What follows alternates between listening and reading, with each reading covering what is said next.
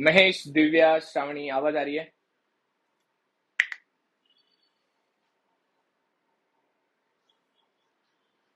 Okay.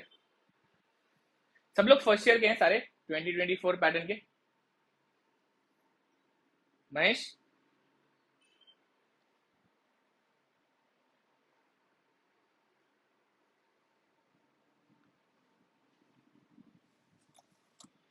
Okay. कैसे चल रहा है कॉलेज, बताओ जरा। Let's talk about your college first. आप लोग कौन से कॉलेज के हो? दिव्या कौन से कॉलेज के हो? ओके, ठीक है। श्रावणी, आप भी वहीं से हो ना? और महेश? महेश, आवाज आ रही है क्या, या कहीं चला गया? ओके, चलो, बात समझो मेरी। हम लोग आज पहला सेशन रख रहे हैं, ठीक है? आज फर्स्ट सेशन है। थोड़ा सा सब्जेक्ट को समझना है। आपके एग्जाम डेट्स कैसे हैं, जरा मुझे कम्युनिकेट करो तो। आपके एग्जाम डेट्स कैसे हैं? अभी पहला टेस्ट होगा ना, यूनिट टेस्ट। यूनिट टेस्ट का कुछ डेट अंदाजा है आप लोगों को?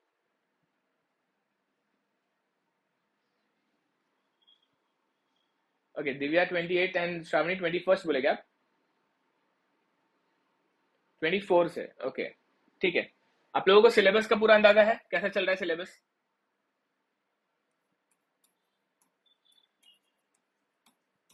आपको मैकेनिक्स का सिलेबस कैसा है, आपको बातचीत पता है, सब कुछ कैसे चलता है? एक बार मैं क्विकली समझाता हूँ क्या होता है, ठीक है? देखो, पहले अलग सिलेबस था, लेकिन अब से आप लोगों के एडमिशन से सिलेबस में चेंजेस आए हैं। इसमें जो यूनिट 1 है, ओके, इसमें यूनिट 1 है। महेश, आवाज आ रही है क्या?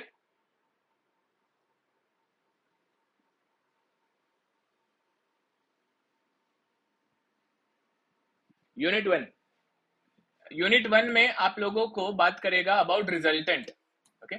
ये रिजल्टेंट के बारे में बात करेगा। इसके साथ में एक टॉपिक आता है इसमें सीजी, और साथ में एक टॉपिक आता है एमआई, राइट? किसी को कॉलेज में कोई टॉपिक स्किप किया तो बताना मुझे। रिजल्टेंट मतलब फोर्सेस के बारे में, फोर्स एंड मोमेंट।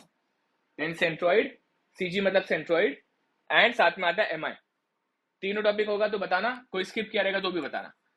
यूनिट 2 जो है, इस यूनिट 2 में आप लोगों को topic equilibrium, okay? It is equilibrium. ये आप लोगों को यूनिट 1 एंड 2 यूनिट टेस्ट के फॉर्म में पूछेंगे। आई थिंक 12 मार्क का टेस्ट होने वाला है, या 30 मार्क का टेस्ट ले रहे हैं, कैसा ले रहे हैं? आपका कॉलेज क्या कर रहा है?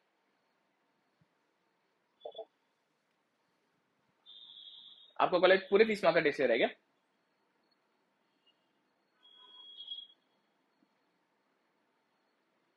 श्रावणी, क्या हुआ बताओ ना। 30 मार्क्स का है? अच्छा, तो वो लोग शायद उसको फिर 12 में कन्वर्ट करेंगे बाद में। मतलब पहले 30 मार्क का टेस्ट ले लेंगे, फिर उसको 12 में कन्वर्ट कर देंगे। क्योंकि आपका जो सिलेबस पैटर्न है उसमें वो उसका वेटेज 12 ही मार्क्स है, और 12 मार्क्स फिर उनके असेसमेंट के ऊपर भी है, एंड फिर 6 मार्क जो है शायद सबमिशन के ऊपर है। पता है आपको ये बातें?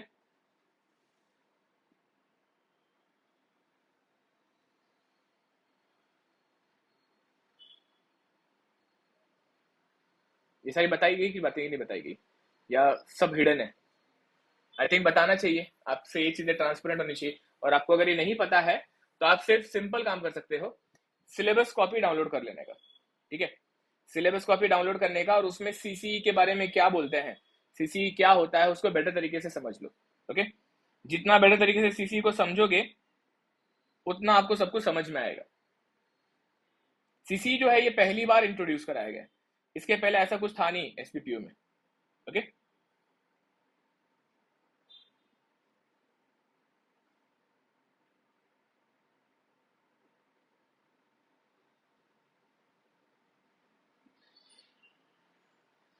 ओके, चलो हम लोग।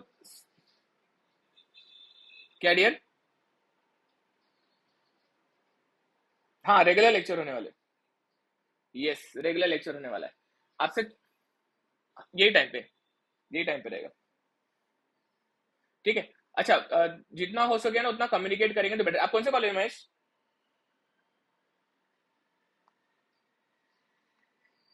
सिद्धांत में हो गया, ओके। आपने कोई कॉल किया था क्या मुझे? अच्छा ठीक है, ओके ठीक है, ठीक है, कोई बात नहीं। जितना हो सके उतना बताना अच्छा रहेगा, ठीक है, बताएंगे तो बेटर समझ में आएगा। अभी फिलहाल हम लोग थोड़ा सा सिलेबस को समझते हैं और कैसे पढ़ने वाले हैं वो समझते हैं, ठीक है। हम लोग अभी मैकेनिक्स के बारे में जहाँ तक समझ रहे हैं, मैकेनिक्स का आपका सिलेबस आप लोगों को सभी को पता है। यूनिट 1 यूनिट 2 में क्या कंटेंट है पता है क्या आपको? ओके, यूनिट 1 यूनिट 2 का मैंने कंटेंट लिखा हुआ है आपके सामने। इसमें यूनिट 1 रिजल्टेंट है और यूनिट 2 जो है आपका इक्विलिब्रियम है। इन शॉर्ट अगर बोला जाए तो इतना ही है, लेकिन अगर आपको अंदाजा दो कि सिलेबस का गहराई क्या है तो जरा ध्यान से समझना, ओके। आप लोगों को बता देता हूं आपकी जानकारी के लिए, जो पहला सिलेबस था ना पिछले साल तक का, उसमें से वीए था एक यूनिट, एक पूरा चैप्टर था ये। उसके बाद में ये जो था ये एक दूसरा चैप्टर था, ठीक है, ये दूसरा चैप्टर था। और इसके साथ में एक और टॉपिक था फ्रिक्शन, एक और टॉपिक था फ्रिक्शन। अभी उन्होंने क्या किया है, ये फ्रिक्शन को इसके साथ में हटाया, ओके, और फ्रिक्शन का थर्ड चैप्टर बना दिया। मतलब यहाँ पे फ्रिक्शन आ गया है और फ्रिक्शन के साथ में एक टॉपिक है ट्रस, ओके, इसको ट्रसेस भी कहते हैं। फ्रिक्शन के साथ में ट्रसेस एक टॉपिक आ गया है। फिर आप लोगों का नेक्स्ट चैप्टर जो है वो है काइनेमेटिक्स एंड नेक्स्ट है काइनेटिक्स। चौथा चैप्टर जो है दैट इज काइनेमेटिक्स एंड पांचवा है काइनेटिक्स। आप लोग अगर जेडब्ल्यू का प्रिपरेशन किए हो, फिजिक्स अगर आपने अच्छे से पढ़ा है तो आप लोगों ने इसमें से बहुत सारी चीजें देखी है। बाय द वे, रिजल्टेंट आपने देखा है, आपने इक्विलिब्रियम कंडीशन थोड़ा बहुत देखा है, थोड़ा बहुत, ओके, ये पूरा नहीं, मतलब ये पूरा देखा है आपने मोमेंट का छोड़ के। एक्सेप्ट मोमेंट क्या होता है वो टॉपिक आपने तब नहीं देखा था। इधर इक्विलिब्रियम में types of load, okay, types of load के एप्लीकेशन आपने नहीं देखे रहते हैं। फिर ये जो फ्रिक्शन है ये आपने देखा रहता है, ये आपने बिल्कुल नहीं देखा रहता है। फिर काइनेमेटिक्स आपने फिजिक्स में देखा होता है, काइनेटिक्स का 50% आपने फिजिक्स में देखा रहता है। मतलब ये कहीं ना कहीं आप लोगों का जो 11th का सिलेबस है, 11th का फिजिक्स का सिलेबस, पहला जो 5-6 चैप्टर होता है ना मैकेनिक्स का पार्ट, उधर का सिलेबस ही एक्सटेंडेड फॉरवर्ड है। मतलब ये उसी को एक्सटेंड किया है और आगे सिखाया जाता है। आपसे एक्सपेक्टेड होता है कि आप ये सब कुछ जाने, आपको सब एक्सपेक्टेड होता है आपको ये पता हो, लेकिन आपको मुझे लगता है अंदाजा आ गया रहेगा जब आपका कॉलेज चालू हुआ तो आपको कितना आता है पहले 2-3 हफ्ते में क्लियर हो जाता है ना। पहले 2-3 हफ्ते में क्लियर हो जाता है कि हमें कितना बैकग्राउंड पता है, हमें कॉलेज के टीचर कैसे सिखा रहे हैं, उसमें सब कुछ क्लैरिटी आनी शुरू हो जाती है। ये टॉपिक ना, ये टॉपिक अगर रिजल्टेंट से शुरू करूं तो ये अगर आप लाइटली ले लो, इसे ठीक से ना समझो अलॉन्ग विद दिस टॉपिक, तो ये समझ में नहीं आएगा, ये भी नहीं समझ में आएगा और ये भी बिल्कुल नहीं समझ में आएगा। तो it is the most important topic of an entire syllabus. Resultant का जो टॉपिक है ये मोस्ट इंपॉर्टेंट टॉपिक है आपके पूरे सिलेबस का, ओके। आपको सिलेबस का अंदाजा दिया मैंने जस्ट, ज्यादा बातें नहीं करेंगे। आज का पहला लेक्चर है, जरा मैकेनिक्स को समझना है, कैसे पढ़ोगे समझेगा, कैसे आपका सेमेस्टर जाएगा समझना है। आपको इतना पता होगा कि आपके इस सब्जेक्ट के ऑप्शन में ग्राफिक्स होता है कुछ बच्चों को, और आप लोगों को मैकेनिक्स है, ओके। दोनों भी सब्जेक्ट मैं पढ़ाता हूं और पिछले कई साल से पढ़ा रहा हूं, graphics and mechanics. Graphics and mechanics में अनफॉर्चुनेटली फर्स्ट सेमेस्टर में मैकेनिक्स आना अच्छा नहीं होता है। क्यों? क्योंकि देखो टाइम कितना कम मिला है, लिटरली आपको 3 महीना ही पढ़ने का मौका मिलता है, अक्टूबर नवंबर एंड मैक्स दिसंबर। 3 महीने में आपको ये पूरा चैप्टर, ये पूरा सब्जेक्ट कवर करना है। वेराज अगले सेमेस्टर में आपको इसको बराबर 4-5 महीने मिलेंगे, 4-5 मंथ मिलेगा। लेकिन जो बच्चों को अगले सेमेस्टर में मैकेनिक्स है उनको इसे पढ़ने के लिए 4-5 मंथ मिलेगा, 4-5 मंथ मिलेगा। ग्राफिक्स के मुकाबले मैकेनिक्स थोड़ा डिफिकल्ट है, ओके। तो इसको थोड़ा ज्यादा समय मिलना चाहिए था, लेकिन इस सेमेस्टर में थोड़ा ये मैकेनिक्स का आना थोड़ा सा टेंशन दे सकता है, ठीक है। बट तुमको सच बताऊं तो मैकेनिक्स इस सेमेस्टर का one of the most scoring subject भी है। आप इसमें बहुत अच्छे तरीके से अगर कोशिश करेंगे तो जो 70 मार्क का पेपर होने वाला है, जो कि आपके पूरे सिलेबस पे होगा, ओके, उसमें आप आराम से 60+ ला सकते हो। लेकिन कंसिस्टेंटली प्रैक्टिस करनी होगी, ओके, कंसिस्टेंटली पढ़ाई करनी होगी। सबसे इंपॉर्टेंट, जब से आप लोग इंजीनियरिंग में आए हो, it is very important to buy a calculator. Calculator is the most important tool of mechanics. Mechanics में कैलकुलेटर के बिना कुछ नहीं हो सकता. कैलकुलेटर खरीदना भी है और इसमें आपको स्किल भी अक्वायर करना है. कैलकुलेटर अच्छे से यूज करना आना चाहिए. कैलकुलेटर में शॉर्टकट्स आने चाहिए. मार्क्स उतने ही मिलेंगे जितना आप कैलकुलेटर में अच्छे हो जाओगे. कैलकुलेटर कौन सा लिया है वो मुझसे बात कर लेना. I will help you guys. Okay, calculator अगर ले लिया है तो कोई बात नहीं, लेकिन अगर नहीं लिया है तो ये कैलकुलेटर देख रहे हो, इसको कहते हैं ईएस सीरीज का कैलकुलेटर. ओके, यहाँ पे देखो ईएस प्लस लिखा रहता है आगे, देखो ईएस लिखा है, ईएस. ये जो ईएस सीरीज का कैलसी है ये लेना प्रेफरेबल है. इधर एक और कैलसी आता है जिसको एमएस सीरीज कहते हैं. एमएस सीरीज का कैलकुलेटर थोड़ा सा कम एडवांस होता है. वो मैं बच्चों को बोलता हूँ कि मत लेना, कहीं ना कहीं आप लोगों का समय ज्यादा जाता है, उसमें ब्रैकेट्स बहुत डालने पड़ते हैं और बहुत सारे शॉर्टकट्स उसमें होते नहीं है. ईएस प्लस प्रेफरेबल है. इससे एक और अच्छा महंगा आता है, व्हाइट कलर का एक कैलसी आता है, मेरे को याद नहीं, वो भी ईएससी सीरीज होता है, लेकिन वो कहीं ना कहीं लेने की जरूरत नहीं है. इतने में आपका काम हो जाएगा और आप मैकेनिक्स बहुत अच्छे से सॉल्व कर पाओगे.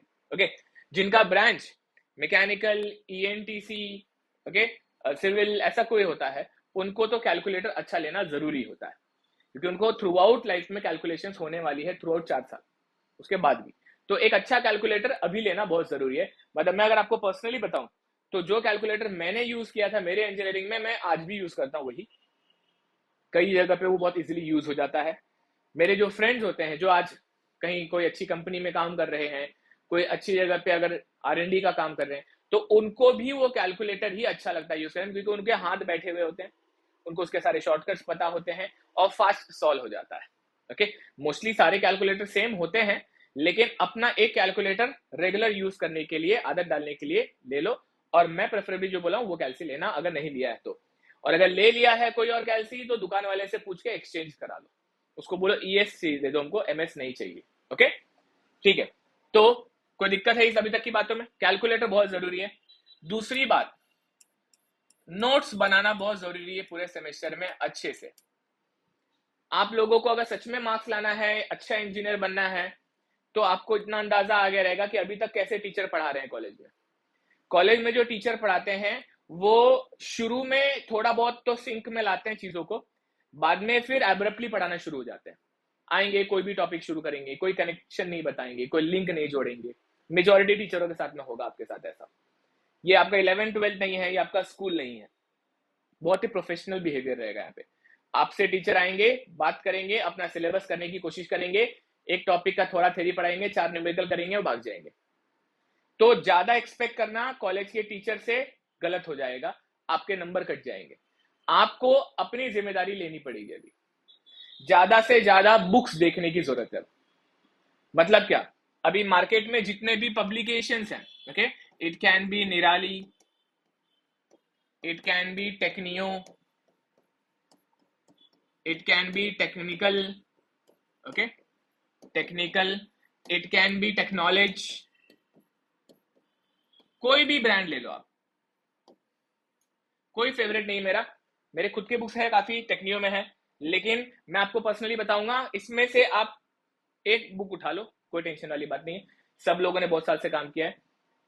मैं अगर मैकेनिक्स की बात करूंगा तो मैकेनिक्स में प्रेफरेबली गो फॉर दिस और दिस, मैकेनिक्स के. बाकी मैथ्स वगैरह के लिए आप लोग पूछ लें टीचर्स को, निराली मैथ्स के लिए ज्यादा बेटर होता है.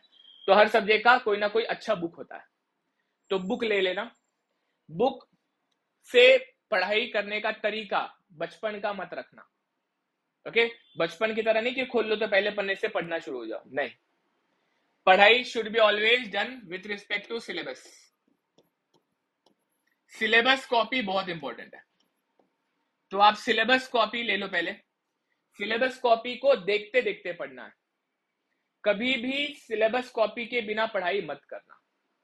आपका जो सिलेबस कॉपी है, फॉर एग्जाम्पल, अब मैंने आपका सिलेबस अगर देखा है, खोल के रखा है, देखो, अब अगर लेटेस्ट से ये आपका सिलेबस है, अब आपका सिलेबस अगर आपके सामने रख दूं मैं, तो एक एक चीज देखो. Introduction of force system and resultant, क्या होता है समझ लेना. कितने टाइप्स ऑफ फोर्स होते हैं, कैसे टाइप ऑफ सिस्टम्स होते हैं, टाइप्स ऑफ मोशन कितने होते हैं, फंडामेंटल कंसेप्ट क्या होता है, फोर्स सिस्टम क्या। अब ये आप बोलोगे सर देख के तो नहीं समझ में आ रहा है, हाँ, तो ये टाइटल आप लोगों को आपके टेक्स्ट बुक्स में ढूंढना है, आप लोगों को टेक्स्ट बुक्स में ये टाइटल ढूंढना है, और एक ही बुक पे आंख बंद करके कोई भी सब्जेक्ट को ट्रस्ट नहीं करना है, एकदम सच बता दे रहा हूं, बिल्कुल ट्रस्ट मत करना, ठीक है।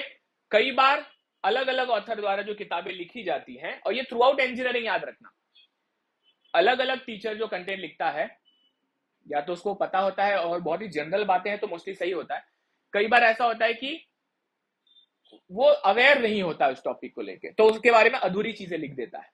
ये सारे लोकल ऑथर है, ठीक है। लोकल ऑथर का मतलब हो जाता है जैसे मैंने इसका किताब लिख दिया, तो मैं यहाँ का लोकल हूं, मैंने यहाँ का किताब लिख दिया हुआ है।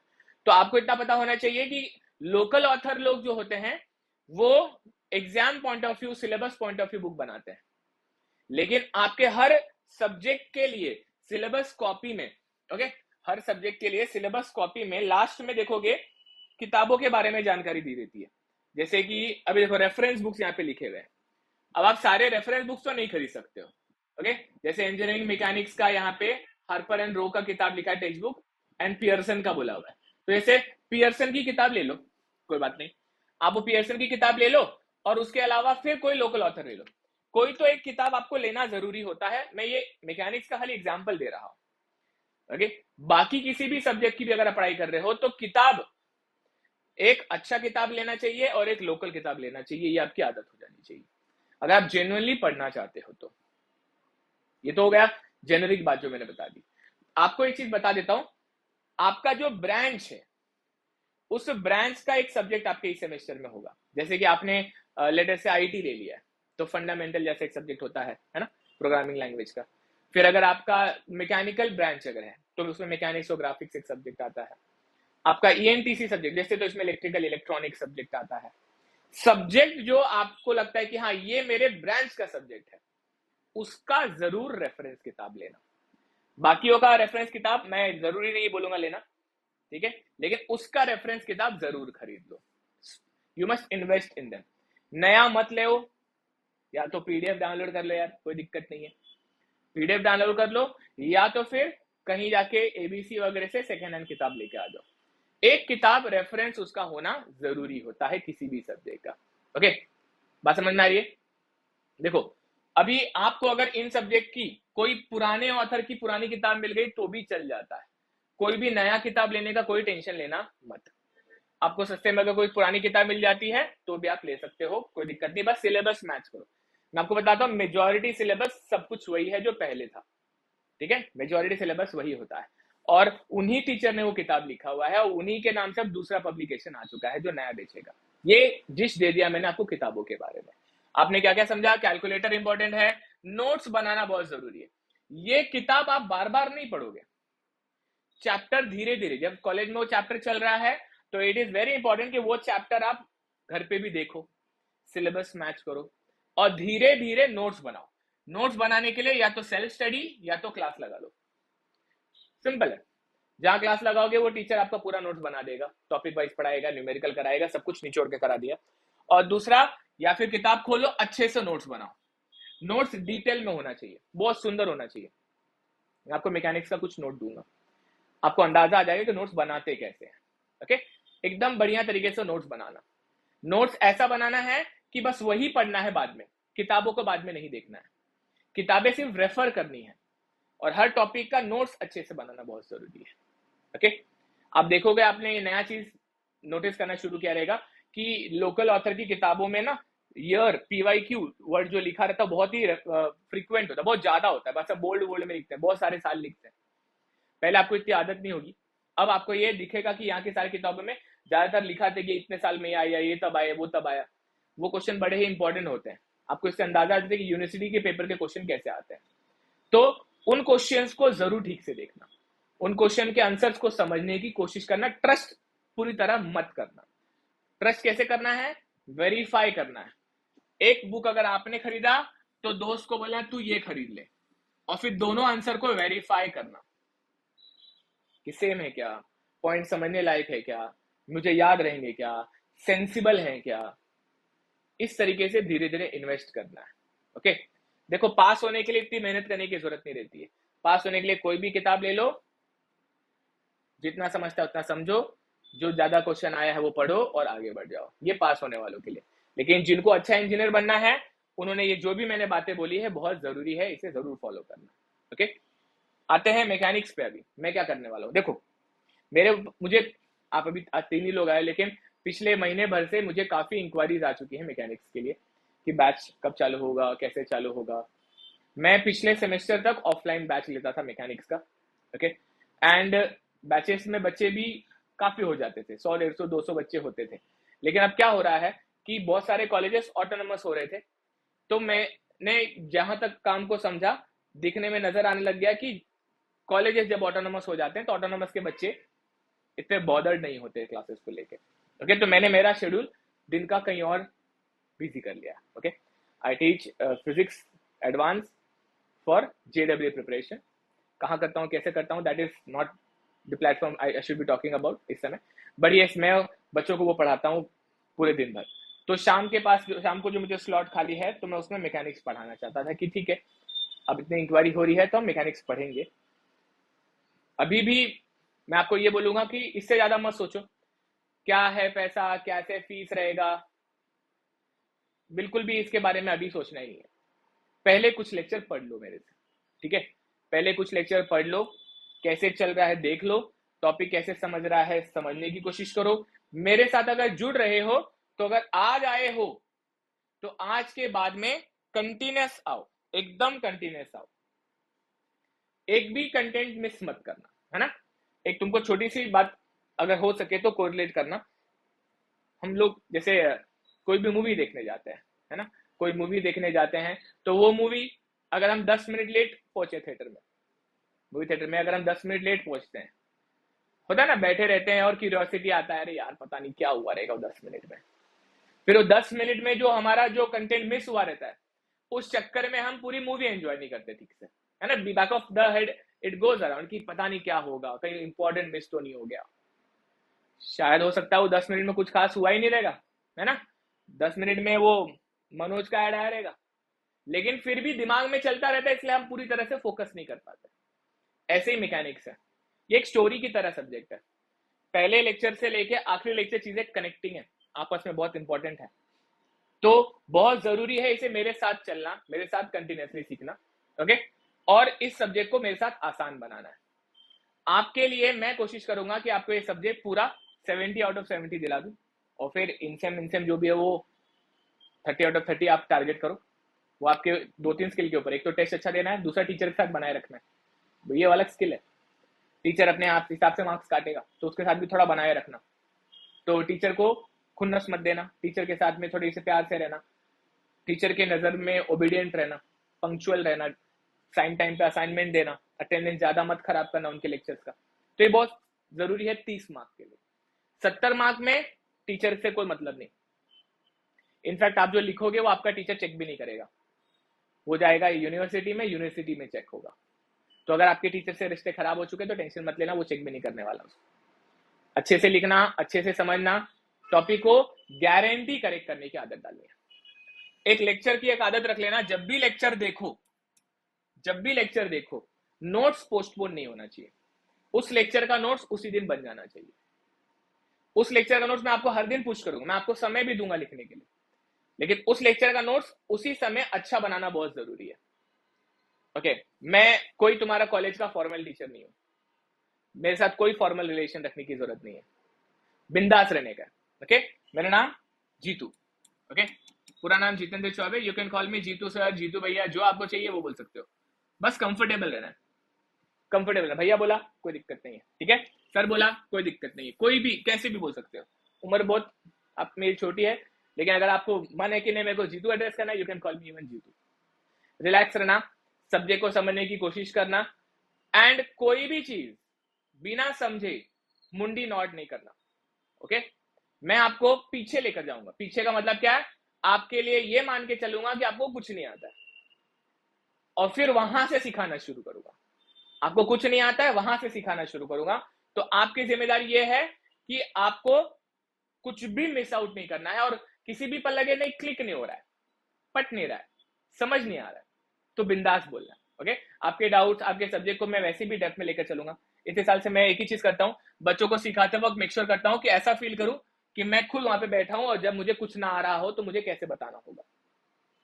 This was a quick intro about me and how the subject would be.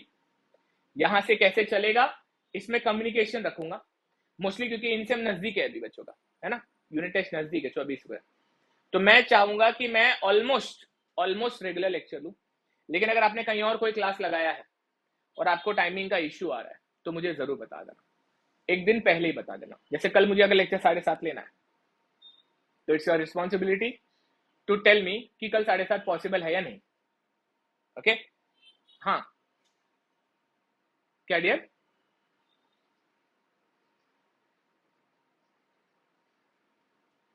हाँ,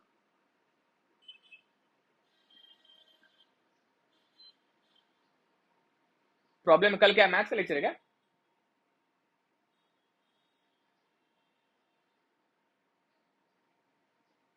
हाँ, तो मुझे बता देना, ठीक है। अभी लेक्चर के खत्म होने से पहले मुझे एक बार कंफर्म कर देना टाइमिंग कौन सा हो रखेंगे हम लोग, तो उस टाइमिंग पे ही कॉमन लेक्चर रखेंगे ताकि किसी को टाइमिंग से इशू ना हो। 1 घंटा ही पढ़ने का साथ में, लेकिन 1 घंटा हमको वो कॉमन टाइम निकालना है, स्लॉट निकालना है, ठीक है। चलो आज हम लोग अभी शुरू करते हैं, थोड़ा सा पढ़ेंगे, आज पहला लेक्चर है तो। और लेक्चर के एंड में मुझे तब तक सोच के बता देना कि कितने बजे का लेक्चर रख सकते हैं। कल पोस्ट 6:30 कितने लेक्चर रख सकते हैं, कितने बजे रख सकते हैं, बता देना। ओके, ताकि हम लोग 6:30 ऑनवर्ड्स कोई भी स्लॉट रहेगा तो उसमें लेक्चर ले सकते हैं, 6:30 से 10 के बीच में कभी भी। और अगर तुम लोग उसके बाद भी पढ़ने को तैयार है तब भी रख सकता हूँ मैं, तो मुझे बता देना कौन सा स्लॉट रखेंगे। बट चलो शुरू करते हैं नया चैप्टर मैकेनिक्स का। मैकेनिक्स का ये चैप्टर बहुत ही इंटरेस्टिंग है। इस चैप्टर को अगर आपको बता दूं तो ये आपका फाउंडेशन रखने वाला है। ओके, ये चैप्टर आपका फाउंडेशन रखेगा। इस चैप्टर को मैं बोलूंगा introduction. It is a introduction chapter.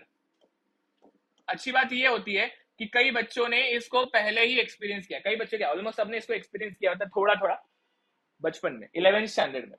लेकिन फिर भी अगर मैं आपकी जगह होता तो मैं फील करता कि यार नहीं, मुझे नहीं आता, मुझे 11 ठीक से नहीं आता, तो मैं उनको ध्यान में रखते हुए पढ़ाने की कोशिश करता हूं, ठीक है। चलो अभी ध्यान से समझना, इंट्रोडक्शन अगर बात कर रहा हूं तो ये चैप्टर बात करेगा फोर्सेस के बारे में। When I am talking about force, then force एक वेक्टर क्वांटिटी है। फोर्स एक वेक्टर क्वांटिटी है।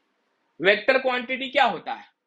दो तरह के क्वांटिटी होते हैं, एक को कहते हैं स्केलर क्वांटिटी और एक को कहते हैं वेक्टर क्वांटिटी। क्या होता है स्केलर क्वांटिटी? स्केलर क्वांटिटी वो होता है जिसका सिर्फ मैग्नीट्यूड होता है और वो डायरेक्शन पे डिपेंड नहीं करता है, मतलब इसका सिर्फ मैग्नीट्यूड होता है। वेराज वेक्टर का मैग्नीट्यूड भी होता है और डायरेक्शन भी होता है। स्केलर डेंसिटी, प्रेशर, वर्क, ये सारे क्वांटिटीज होते हैं। प्रेशर बोल दिया, क्या प्रेशर है भैया? 10 पास्कल है। कितना प्रेशर है? 2 न्यूटन पर मीटर। कितना प्रेशर है इस रूम का? 1 बार है। कहां से प्रेशर है नहीं बोलते हम लोग, है ना। इस रूम का प्रेशर हम लोग पूछेंगे तो यहाँ पे 1 बार प्रेशर बोल दिया मैंने, तो मैं ये नहीं बोला कहां से, नहीं, इस रूम का प्रेशर। तो इट्स अ स्केलर क्वांटिटी। अगर मैंने आपसे बोला कि मास कितना है इस ऑब्जेक्ट का, तो 10 किलो मास है, 20 किलो, इट्स सारी स्केलर क्वांटिटी। खाली बता दो उसका नंबर और उसका यूनिट। स्केलर क्वांटिटी बोलता है कि मैं इतना काफी हूं पूरी जानकारी देने के लिए। Whereas वेक्टर क्वांटिटी बोलता है okay, for vector quantity, for complete information you must give magnitude as well as direction, velocity, acceleration, displacement, force, torque, ये सारे के सारे वेक्टर क्वांटिटी है। ये बोलते हैं कि भाई मेरा मैग्नीट्यूड भी दो और साथ में डायरेक्शन भी दो। जैसे कि फोर्स जो वेक्टर क्वांटिटी है, ये अगर 100 न्यूटन का लग रहा है तो कहां लग रहा है, किस तरह लग रहा है, बताना बहुत जरूरी है। मतलब ये राइटवर्ड शायद से इस ऑब्जेक्ट के ऊपर लग रहा होगा,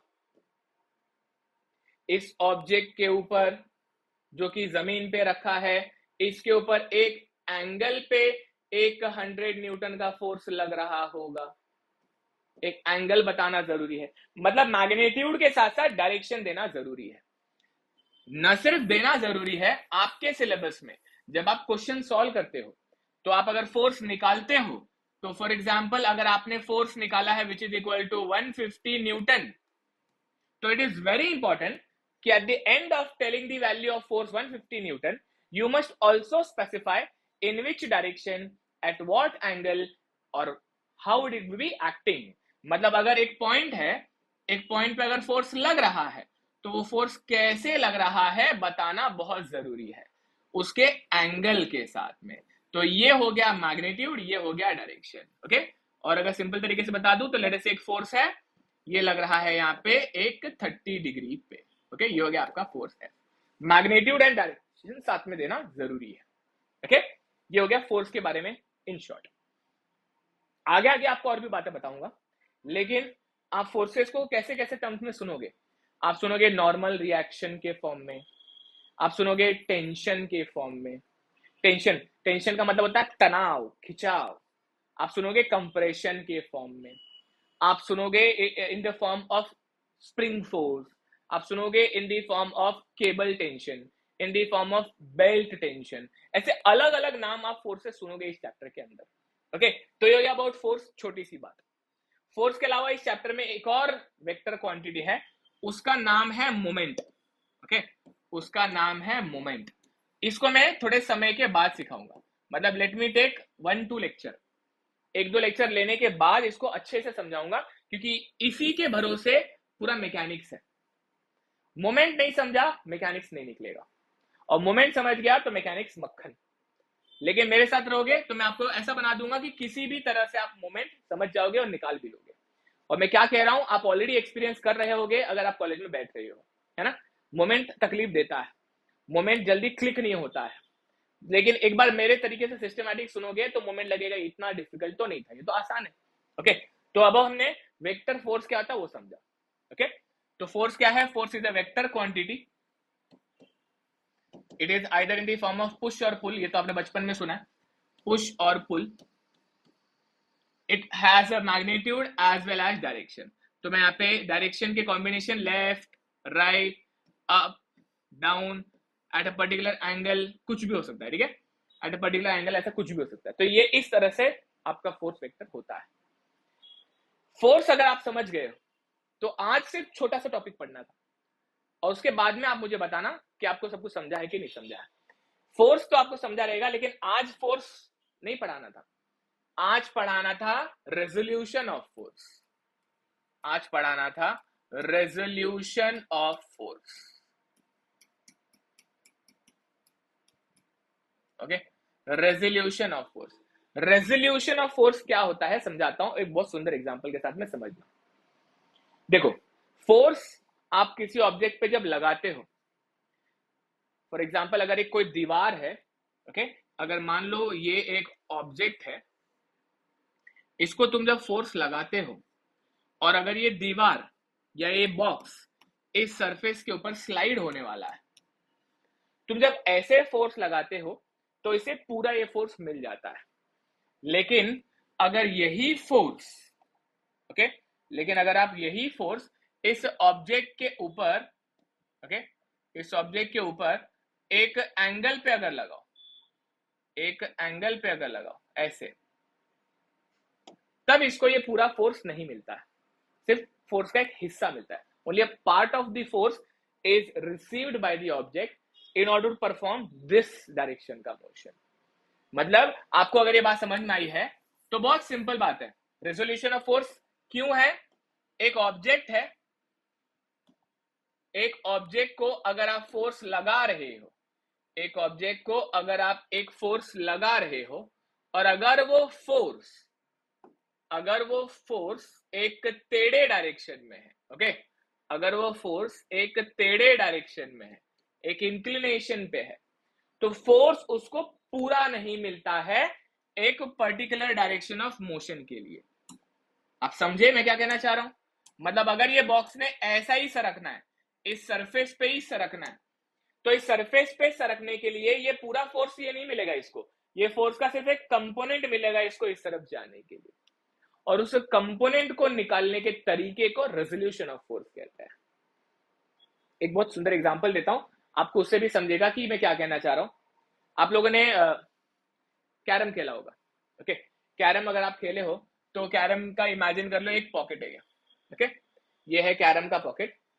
और कैरम के पॉकेट में मुझे मेरी एक ओके एक कॉइन ओके या फिर एक बोल सकते हैं रानी को मुझे निकालना है। ओके लेट अस से एक रानी है मेरे पास यहाँ पे, इस रानी को हम लोग कलर दे देते हैं, रानी का कलर।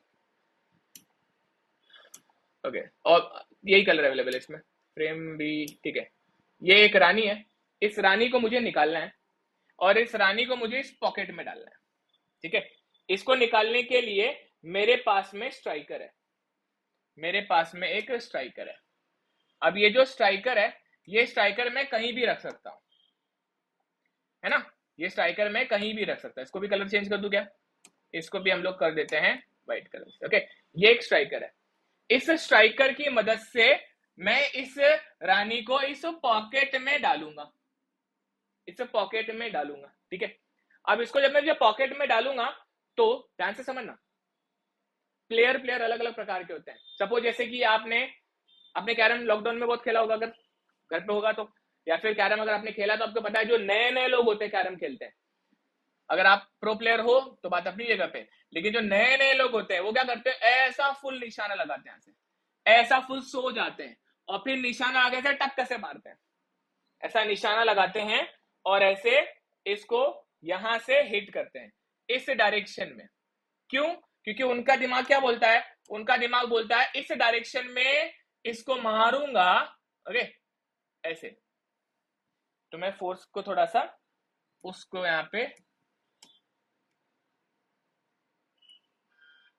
ये फोर्स तो नीचे, इसके सेंटर से इसको जोड़ा, इसको थोड़ा सा ऐसे ले लिया, ये फोर्स जो है मैंने यहां पे रख दिया, ये देखो।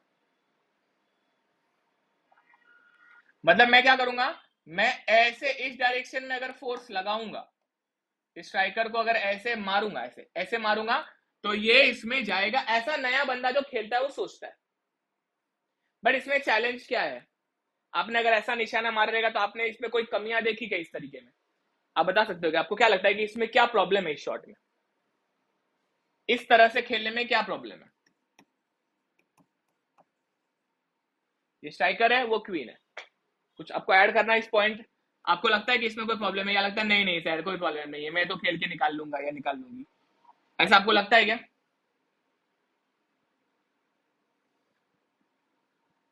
नहीं लगता है, तो मैं बताता हूं देखो प्रॉब्लम क्या है इसमें। इसमें प्रॉब्लम ये है कि यहां पर जब आप एक कैरम को इससे मारते हो तो फोर्स कितना लगाते हो, एफ कितना लगाते हो, बड़ा इंपॉर्टेंट हो जाता है। जब बहुत धीरे मारते हो तो कई बार ऐसा होता है ये इसके पास जाता है, ये दोनों टच होते हो, ये यहाँ पे आके रुक जाता है, जाता नहीं क्योंकि बहुत धीरे मार दिया। जब आप थोड़ा सा ज्यादा जोर से मारते हो तो ऐसा भी होता है, मारते हो ये इसको टक्कर मारता है, ये भी अंदर जाता है, स्ट्राइकर भी अंदर जाता है, फिर आप बोलते हो और जोर से मारो। जब आप जोर से मारते हो तो इसको मारते हो, ये जाके टक्कर से उड़ के आता है और स्ट्राइकर अंदर चल, इसमें बहुत रिस्क है, इस शॉट में बहुत रिस्क है। तो जो नए प्लेयर है वो ऐसे ही रिस्क लेते हैं, लेकिन जो प्रो प्लेयर है वो क्या करते हैं, प्रो प्लेयर बोलते हैं ऐसे थोड़ी खेलते हैं, वो बोलता है कि भाई देखो मैं क्या करूंगा, मैं अपना स्ट्राइकर ना यहां पर लेकर आऊंगा, मैं स्ट्राइकर यहां पे लेकर आऊंगा और मैं इसके सेंटर को ध्यान में रखते हुए ओके इसको यहां पे ऐसे फोर्स मारूंगा। ओके इसको ऐसा टक्कर मारूंगा, सेंटर टू सेंटर नहीं लगाया मैंने, बट हाँ मैं इस डायरेक्शन में फोर्स लगाऊंगा, इस डायरेक्शन में फोर्स लगाऊंगा। अब इस डायरेक्शन में फोर्स क्यों लगाऊंगा, कट शॉट मारूंगा मैं, डायरेक्ट सेंटर पे नहीं मारूंगा, कट शॉट मारूंगा। तो होता क्या है, आप जब यहां से ऐसे कट शॉट मारते हो, इधर मारते हो, तो ये जो आपका स्ट्राइकर है ओके, ये जो आपका स्ट्राइकर है, इसको अगर मैं क्लोन करके यहां पे पहुंचा दूं, आपका स्ट्राइकर जब यहां पे पहुंच जाता है ओके, आपका स्ट्राइकर जब यहां पे ऐसे पहुंच जाता है, लेट से ऐसे पहुंच गया, तो वहां पे क्या होता है, इन दोनों के सेंटर के अलोंग, इन दोनों के सेंटर के अलोंग वहां पे कुछ होता है। वहां पे क्या होता है समझना ध्यान से, यहां पे ये जब आप एक फोर्स से इसको मारते हो तो इसको मारने की वजह से ये स्ट्राइकर जब इसके पास जाता है तो ये वाला फोर्स जो ऐसा लग रहा है, ये वाला फोर्स जो ऐसा लग रहा है, इस फोर्स के वहां पर दो बच्चे तैयार हो जाते हैं, एक ऐसा और एक ऐसा। वहां पे फोर्स एक्चुअली रिजॉल्व हो जाता है। तो ये जो फोर्स है, ये फोर्स के दो बच्चे, मतलब एक यहाँ पे लेट अस से कोई तो नॉर्मल डायरेक्शन में और ये कोई तो टेंजेंशियल डायरेक्शन में, दो फोर्स तैयार हो जाते हैं। इसमें होता यह है, आपने जो एक कट शॉट मारा, ये कट शॉट की वजह से ये इसको जब टक्कर मारता है तो ये फोर्स इसको अंदर लेकर जाता है और ये फोर्स स्ट्राइकर को यहां पर लेकर जाता है। तो होता क्या है, कट शॉट के वजह से क्वीन अंदर जाती है और स्ट्राइकर लेफ्ट साइड जाता है, दोनों काम हो जाते हैं। क्वीन चली गई पॉकेट में, स्ट्राइकर गया लेफ्ट में, और आपका फाउल भी नहीं होता है, क्वीन भी मिल जाती है। तो प्रो प्लेयर क्या करता है, कट शॉट खेलता है, क्योंकि उसको कहीं ना कहीं रेजोल्यूशन का कंसेप्ट क्लियर था कि ये जो फोर्स है, उसको ये पता नहीं है कि वो रेजोल्यूशन का कंसेप्ट है, लेकिन सबकॉन्शियस में ही नोस कि कट मारा तो वो इधर जाता। तो बेसिकली ये फोर्स के दो बच्चे तैयार होते हैं और इसी को रेजोल्यूशन बोलते हैं। दो फोर्स के दो बच्चे जो बने हैं वो उसके कंपोनेंट्स कहलाते हैं। ये दोनों उसके कंपोनेंट्स कहलाते हैं। एक कंपोनेंट क्वीन को अंदर लेके जाता है और एक कंपोनेंट स्ट्राइकर को यहां पर लेके जाता है, और ये है concept of resolution of force का बेसिक्स। इतना टफ अभी शुरू में नहीं करना आपको, इस तरह से आपको रिजॉल्व नहीं करना है अभी शुरू में, आपको फिलहाल बेसिक्स पे काम करना है, ठीक है? आपको फिलहाल बेसिक्स पे काम करना है। तो बेसिक तरीके से आपको फोर्स को रिजॉल्व करना है। तो बेसिक तरीके से फोर्स को रिजॉल्व कैसे करते हैं, चलो सीखेंगे। ओके, इसमें कोई डाउट है?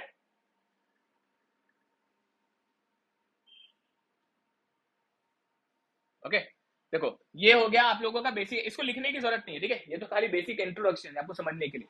जो आपको लिखना रहेगा वो मैं आगे बताता हूं। लिखना क्या रहेगा, फॉर एग्जाम्पल अगर मुझे फोर्स को रिजॉल्व करना है तो what is the method of resolving the force. हम लोग आज क्या करेंगे, हम लोग फोर्स को रिजॉल्व करेंगे into two vertical and horizontal components. अगर ये फोर्स है आपका और ये फोर्स एफ है, और ये फोर्स एफ अगर एंगल थीटा बना रहा है, ये फोर्स एफ अगर एंगल थीटा बना रहा है, तो इसको अगर रिजॉल्व करना है आपको, तो रिजॉल्व करने का तरीका सुनना भी ध्यान से, ठीक है? जो बोल रहा हूं बस उतना समझ के एब्जॉर्ब करना। If this is your force, तो फोर्स का ये कहलाता है हेड और ये कहलाता है tail. This is the head and this is the tell.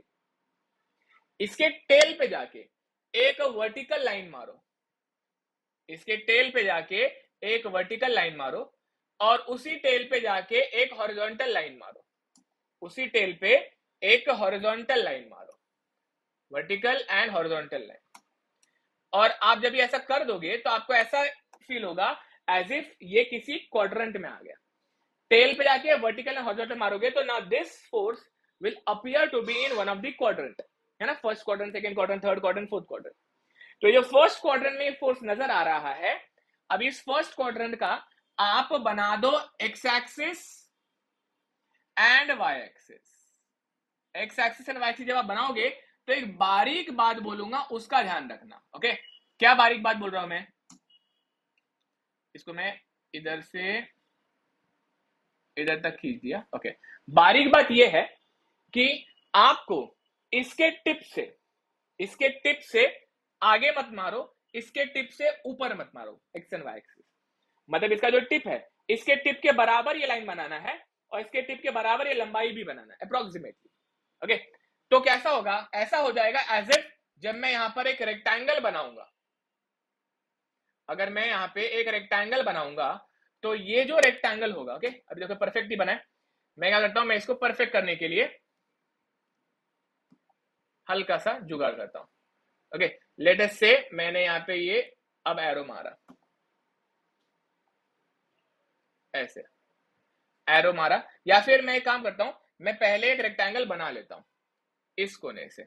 Let us से मैंने यहां पे एक रेक्टेंगल बना लिया और फिर रेक्टेंगल बनाने के बाद में मैंने यहां पे एरो बनाया। तो इस एरो के हिसाब से दो मैं बनाऊंगा कंपोनेंट्स कि इसके आगे नहीं जाना चाहिए और इसके ऊपर नहीं जाना चाहिए। ये रेक्टेंगल इंपॉर्टेंट नहीं है, ये रेक्टेंगल इंपॉर्टेंट नहीं है, लेकिन कंपोनेंट्स की लंबाई बहुत इंपॉर्टेंट है, इसकी लंबाई और ऊंचाई बहुत इंपॉर्टेंट है। अब इसके ये दो कंपोनेंट कहलाएंगे। ओके, इसके कंपोनेंट कहलाएंगे। कैसे बनाएगा, इसको बोल देंगे अपन एक्स कंपोनेंट इसको बोल देंगे एफ ऑफ एक्स, इसे बोल देंगे F of Y, X component and Y component. एक बार क्विकली मैं मेथड बता देता हूं वापस से। लेट अस से एक फोर्स है, ये force F, and if this is making angle theta with vertical, ये एंगल थीटा बना रहा है वर्टिकल के साथ में। तो कैसे बनाते हैं कंपोनेंट? कंपोनेंट बनाने के लिए इसके टेल पे जाओ, कंपोनेंट बनाने के लिए इसके टेल पे जाओ, और टेल पे एक वर्टिकल लाइन और एक हॉरिजॉन्टल लाइन मार दो, एक वर्टिकल लाइन और एक हॉरिजॉन्टल लाइन मार दो। वर्टिकल एंड हॉरिजॉन्टल लाइन जैसे आपने मारा, तो आपको वो फोर्स एक क्वाड्रेंट में नजर आएगा। ओके, आपको वो फोर्स एक क्वाड्रेंट में नजर आएगा। इस समय मैंने इसको एक क्वाड्रेंट में दिखा दिया लेयर से। ये अब ये क्वाड्रेंट में बन चुका है। कौन सा क्वाड्रेंट है? ये सेकेंड क्वाड्रेंट है। इस सेकेंड क्वाड्रेंट का आपको बना देना है एक्स एक्सिस। ओके, इस सेकेंड क्वाड्रेंट का बना देना है एक्स एक्सिस और वाई एक्सिस। तो आपने सेकेंड क्वाड्रेंट का X axis and Y axis बना दिया। अब ये सेकेंड क्वाड्रेंट का एक्स एक्सिस वाई एक्सिस है, इसे बोल दो एफ एक्स, इसे बोल दो F Y, F X and F Y, ये हो जाएंगे कंपोनेंट्स। कंपोनेंट से भी आप ऐसे और भी दो बना सकते हो बहुत इजीली। मतलब क्या, अगर फोर्स ऐसा ले लूं तो इसका एक बनेगा एक्स, इसका बनेगा एक वाई। अगर एक फोर्स ऐसा ले लूं तो इसका एक बनेगा एक्स, एक बनेगा वाई। शॉर्टकट है ना? मतलब अगर ये आपका एफ है तो ये हो जाएगा एफ एक्स, ये हो जाएगा एफ वाई। ये अगर एफ है तो ये हो जाएगा एफ एक्स और ये हो जाएगा एफ वाई। अब इनकी वैल्यूज निकालते हैं। ओके, वैल्यूज निकालते हैं। पहले बताता हूं क्या होता है, फिर क्यों होता है। पहले क्या होता है बता दूं तो शॉर्टकट तरीका है। शॉर्टकट क्या है? फोर्स किसके साथ में एंगल बना रहा है वो देखो, फोर्स किसके साथ में एंगल बना रहा है वो देखो। ये फोर्स हॉरिजॉन्टल के साथ में एंगल बना रहा है, तो ये जो एफ एक्स हो जाता है ये हो जाता है एफ कॉस थीटा, और ये हो जाता है एफ साइन थीटा, ये हो जाएगा एफ साइन थीटा। अब लगे फिर से देखो, फोर्स वर्टिकल के साथ में एंगल बना रहा है, तो ये वाला हो जाता है एफ कॉस थीटा और ये वाला हो जाता है एफ साइन थीटा। जो एंगल बनाता है उसको एडजेसेंट साइड बोलते हैं, जो एंगल बनाता है उसे एडजेसेंट साइड बोलते हैं। एडजेसेंट साइड और हाइपोटेन्यूज का रिलेशन कॉस से आता है। ओके, एकदम और डिटेल में बता दूंगा क्या लॉजिक है उसके पीछे, बट फिलहाल आपको क्या याद रखना है, जो एंगल बनाता है वो कॉस होता है। तो ये फोर्स का ये कंपोनेंट जो हो जाएगा, ये हो जाएगा एफ कॉस थीटा और ये हो जाएगा एफ साइन थीटा। इसका ये कंपोनेंट हो जाएगा एफ कॉस थीटा और ये हो जाएगा एफ साइन थीटा। क्या बोला मैंने यहां पे? आपको याद क्या रखना है? जो एंगल बनाता, ओके, जो एंगल बनाता वो कॉस कंपोनेंट, वो कॉस, जो एंगल बनाता वो कॉस कंपोनेंट, ऑब्वियसली जो नहीं बनाता वो sign component. This is the basic, you must know. Okay, ये बेसिक आपको पता होना चाहिए। मैं आपको इसका लॉजिक बताता हूं क्यों ऐसा होता है, याद रखने की जरूरत नहीं है, बट क्या होता है ना, अच्छे बच्चों को एक क्यूरियोसिटी होती है कि अरे यार ये तो पता है क्या होता है, लेकिन अच्छा मजा तब आएगा जब कोई बता दे कि ऐसा क्यों होता है। तो लॉजिक समझो, देखो इसके हिसाब से बता देता हूं।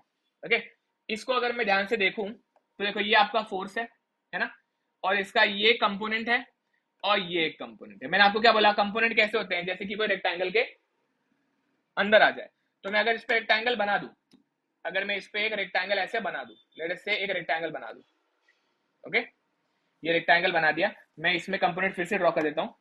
ये आपका, ये हो गया आपका फोर्स, ये हो गया उसका हॉरिजॉन्टल कंपोनेंट और ये हो गया उसका वर्टिकल कंपोनेंट, ये हो गया थीटा, ये हो गया थीटा। अब तुम ध्यान से खुद देखो, अगर ये है आपका ए और ये है आपका बी और ये है आपका सी, तो ये एक राइट एंगल ट्रायंगल दिखाई दे रहा है, ये एक राइट एंगल ट्रायंगल दिखाई दे रहा है।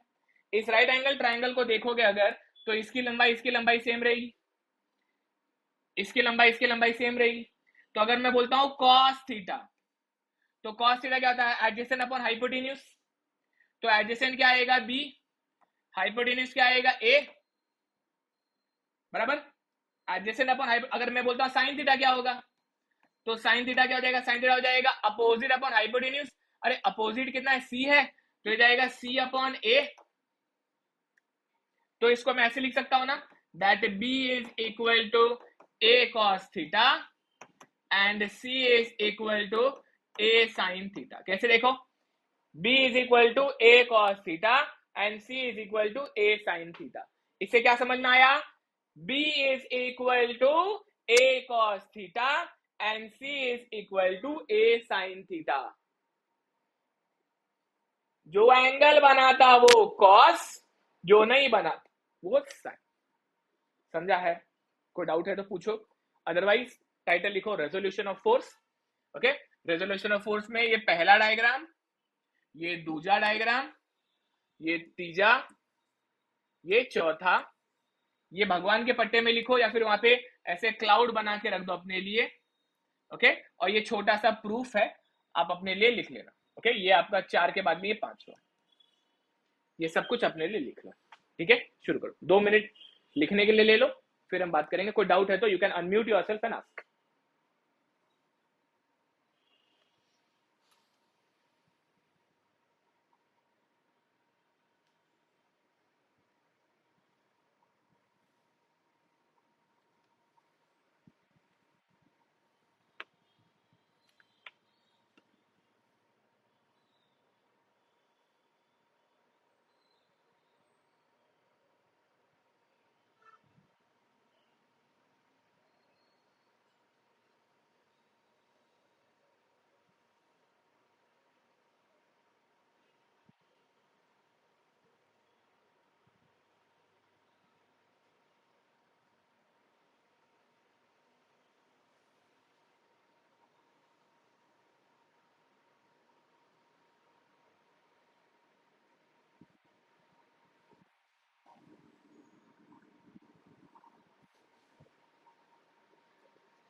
श्रावणी, दिव्या, समझ में आया है?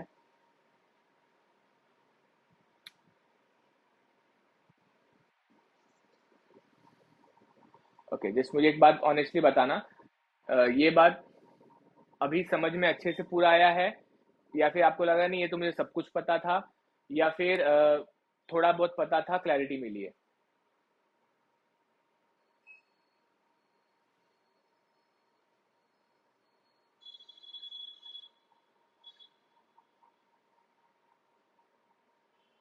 श्रावणी, आवाज आ रही है? आपको क्या लगता है, मतलब ऑनेस्टली बताना आपको कैसा लग रहा है? देखा कैसा है ना, आप बताओगे ना उसके हिसाब से I can improvise thing. I just want to know कैसा था. हर बैच में ना बच्चों का लेवल अलग होता रहता है और हर बार बच्चे अलग अलग तरीके से आते हैं, तो I just try to always understand कि उनके दिमाग में क्या चल रहा है. तो अभी आप मुझे बताओ कि आपको कॉलेज में जाके ही पूरा ये ऑलरेडी पता था, सब कुछ क्लियर था, या उसके पहले से भी बहुत पहले से पता था, या फिर आज बेटर समझ में आया है? क्या है, सच बताना. हाँ, ओके ओके, ठीक है, मतलब बेटर क्लैरिटी हो गया. Okay, very good. महेश भाई, समझ में आएगा सब कुछ?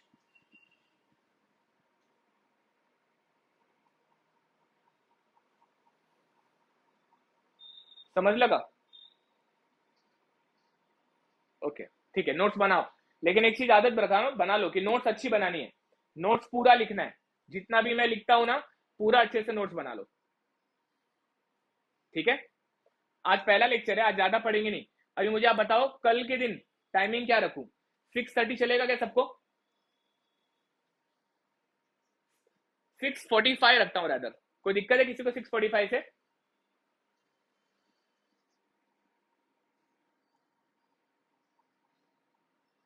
सिक्स फोर्टी फाइव से 7:45, 8 बजे तक छोड़ दूंगा.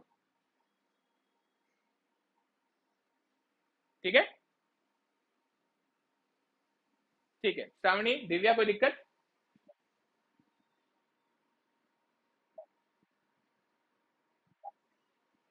चलेगा, ठीक है. 6:45 करेंगे.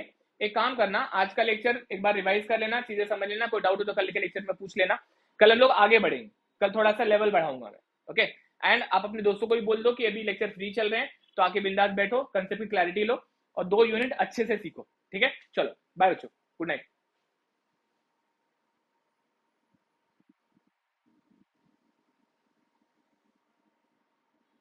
Bye bye dear, bye.